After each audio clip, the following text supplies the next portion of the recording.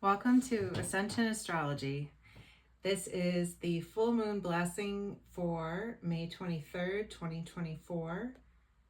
And the intention of these full moon updates is to enrich and deepen your understanding of cosmic happenings, to benefit both yourself and your community, and to provide you with insight to support your innate ability to read the significance of the cosmos in both your own life and within the collective.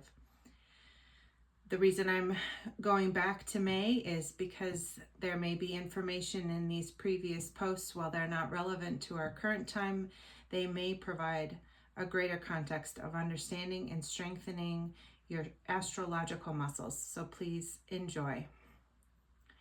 So May 23rd, 2024, this full moon is called the flower moon. May we be blessed to smell a beautiful fragrance. The full moon is flowering in Scorpio. The new moon was on May 7th in the Aries constellation.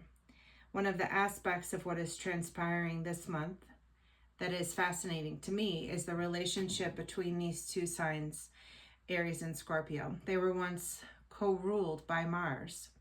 Mars is still the ruler of Aries, but Scorpio is now primarily ruled by Pluto, only secondarily ruled by Mars.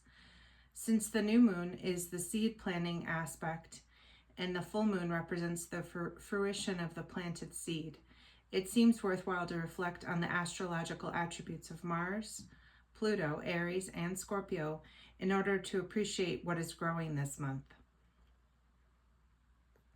Mars represents a strong force, typically aggressive and willing to battle. There is an independent spirit here that doesn't want to surrender or find a different way to resolve differences. It does not wish to relinquish what feels like a true and correct course of action. There is also a survival and primal instinct suggested, and reminiscent to me of the wood element in Chinese medicine. Often growth, creative expression, and resultant shifting of boundaries can create resentment and conflict. Change is naturally resisted. This planet astrologically is energetic, robustly in the direction of shifting towards where internal passion is guiding. Aries is an independent sign capable of leading, unafraid of forging a new direction.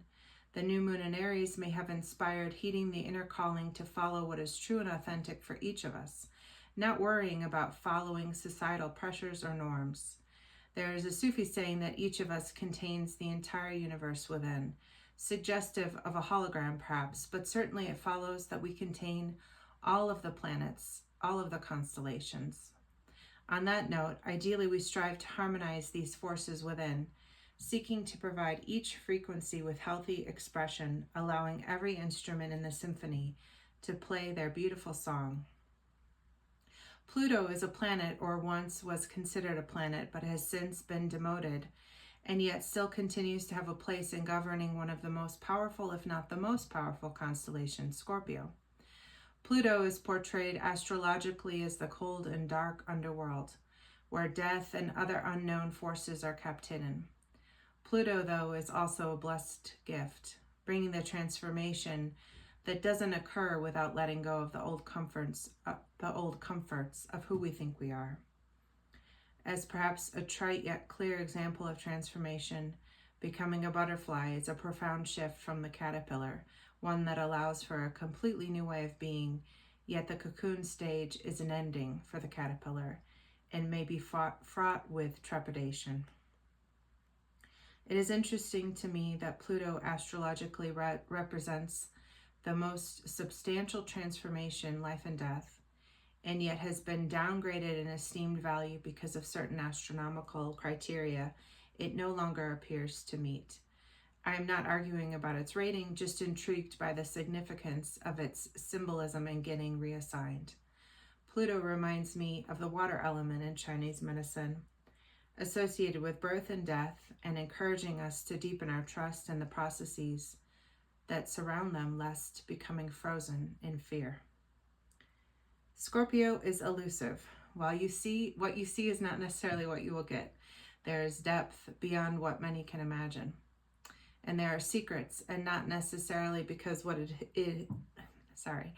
And there are secrets, and not necessarily because what is hidden is bad. It is simply not to be shared except for those who can contain it and respect its wisdom. Scorpio has the capacity for transformation, for realizing its potential, and part of that transformative strength comes from harnessing a vast amount of emotional intelligence. And this transformative strength can also translate into power to calculated strategy and timing without anyone suspecting the plan. Perhaps because as they get to know themselves, to witness their vast emotional depth, they can easily know or imagine the inner workings of others and plan accordingly. The full moon in Scorpio is typically quite strong, regardless of where our natal sun and moon reside. Full moons in any of the water signs, Pisces and Cancer being the other water signs, are mostly pretty strong, though not everyone senses the connection. The moon is said to govern the emotions and the less conscious parts of ourselves, including much of the dream time. Sometimes a Scorpio full moon has a delayed effect as it goes deep into our inner oceans, like a covert ops scuba diver, not realizing what has shifted until the time is right. Humans are about 70% water, closer to 90% at birth, and just as the tides of the oceans of the earth are impacted in a meaningful way by the moon, so too does the moon pull on the water of our own earth, in other words, our body fluids in our body. Emotions, including emotional memories, are stored in the blood, which is mostly water and composes the equivalent of our internal oceans. This is not exclusively a Chinese medicine concept, but to provide a theoretical basis, I am drawing primarily from that paradigm. And interestingly, many researchers have shown that water has a memory and can be imprinted by emotions, for better or for worse. There may be heightened emotions as the force of a full moon pulls on our water, moving stored emotions perhaps, or stored memories. This brings up another metaphysical concept. What makes the full moon appear full is the sheer amount of sunlight reflecting off of it. Our sun, which is a nearby star, represents astrologically the conscious awareness or the light of day that allows us to see what is clearly true without illusion. Thusly, the full moon brings light into those places that are longing to be conscious, to be known. How might this full moon in Scorpio be experienced? Possibly it will feel uncomfortable, without any sense of cause, like something stirring in the deep, yet the surface appears eerily calm and unmoving. Some of it may present as yearning for initiation into deeper understanding of the greater mysteries of our earthly existence. Some of us may experience discomfort in witnessing places within our psyche that we would prefer would just stay hidden or simply go away. And it may be a combination of all of them, so we may consider grabbing our metaphoric surfboards. Where are we yearning for transformation within our lives? Where are we resisting or attempting to ignore the inner urging to let go of what is no longer serving our journey?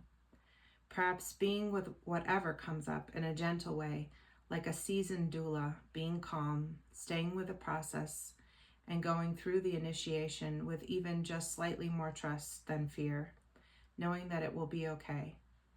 Witnessing the process with love and trusting that our body knows what to do to transform into the next phase. You may well be changed, but metaphorically now, like the butterfly, you can fly. Thank you, and this was the full moon blessings for May, I'm sorry, I forgot the date, May 23rd of 2024.